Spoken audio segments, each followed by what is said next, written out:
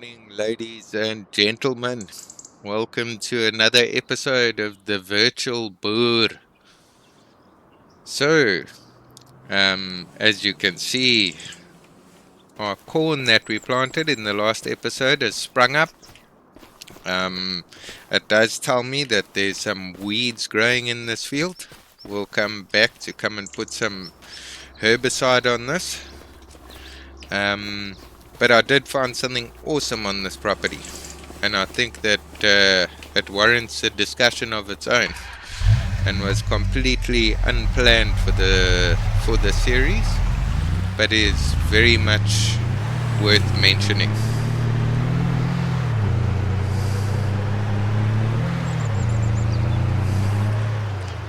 So you can see that's all the farmland we've got at the moment.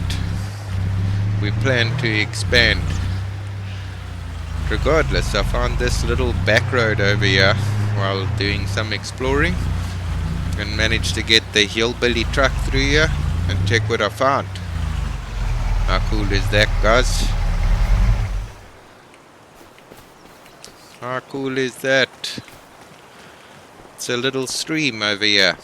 This is very, very good news for a farm, and I'll explain why in this farm's case it is especially so.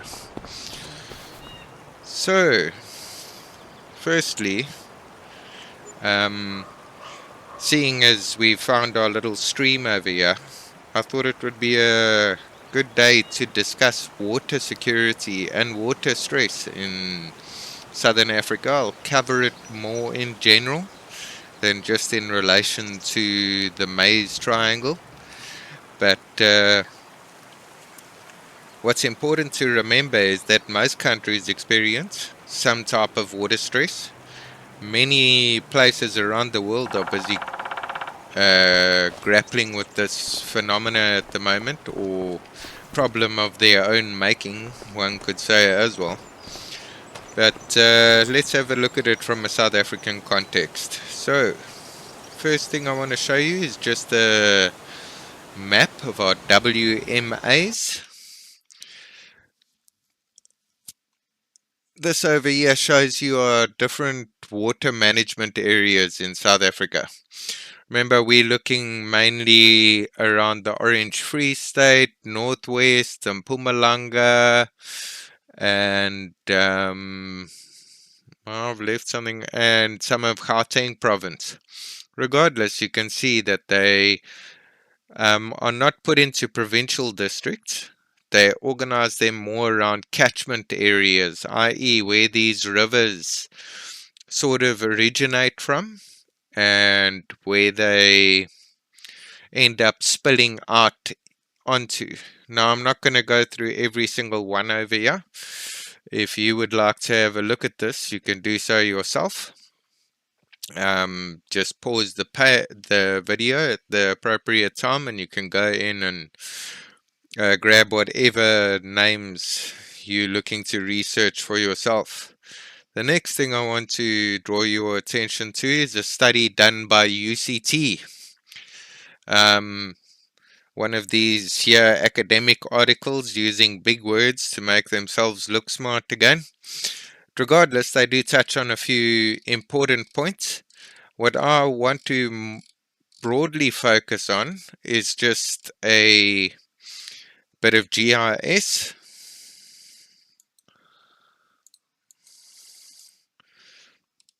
And that will be this little map over here. You can see the key here on the right. This shows you where there's high water stress and where there's low water stress. You can see the majority of South Africa is actually experiencing water stress. Now, I'll give you a TLDR, or a summary of what is said in this article. It looks at climate change, it looks at institutional capacity, it looks at the economics behind it. It's actually quite a valuable article. But as is most things on this planet of this nature, we always have to ask ourselves the question, according to what data do we consider this stuff to be stressed? Now, I think that this research will be far more valuable in 20, 30 years' time from now, as the effects or lack of effects provide a clearer picture, because human beings traditionally haven't been looking as hard at the climate today, I mean, in the past, as what they are today. And the more you look at something, the more problems you tend to find. But certain things they say make sense. South Africa has experienced droughts. It does experience flooding, and both actually, you would think a whole lot of water would increase water security. It doesn't. It damages the infrastructure, helping the water to get to the right areas, just as drought stops that water from getting to those areas. This article links some of our institutional failure in another article of where problems in governance have resulted in water stress. Now, you can have a look at the references over here. Some of them I would take more seriously than others, but I'll leave that in your capable hands. So, I think it would be safe to assume that South Africa does need to manage its water carefully. It's also not anything of concern or concerning as in we're all going to die tomorrow because we won't be able to drink water. I don't think that's the case. I do think, however, that if not left unmanaged and with lack of oversight, we'll have big problems in this country when it comes to managing our water stress. So, that will lead us on how we are going to end the episode today.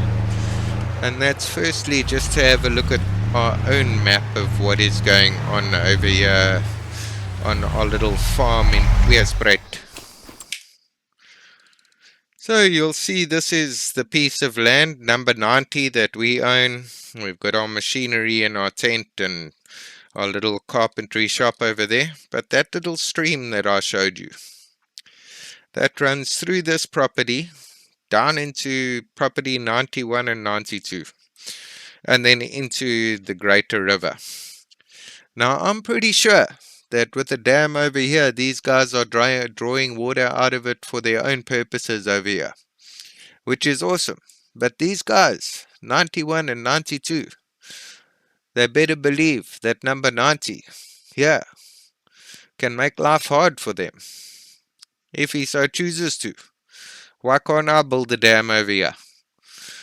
I'm sure the local council will tell me exactly why I can't build a dam there, but it does give me a little bit of leverage when it comes to eventually one day wanting to purchase these. The next farm we're going to be having a look at is this one over here. It's 320,000 Rand. It's got the right type of soil for corn, and it comes with a whole lot of extra buildings and sheds. We sit at 51,000, and we've also got a question now around how we're going to actually harvest these crops. Now, I've done the maths, and we could probably rent a harvester and a decent sized trailer to take the corn away and go and sell it and still make a reasonable profit. But if I buy that farm there that my neighbor is planting sugar beets on for some reason, if I buy that one there, then I will need my own harvester, because the costs will outweigh the profit that I'm going to make. So I'm sort of stuck between a rock and a hard place. I've either got to buy a harvester or the land. For 300,000 Rand, I'll get a pretty decent harvester, which will last me into saving enough to purchase that land there. So that that is the direction that I'm moving in at the moment. Now we're gonna finish up spraying for weeds on this piece of land, just to increase our crop yield.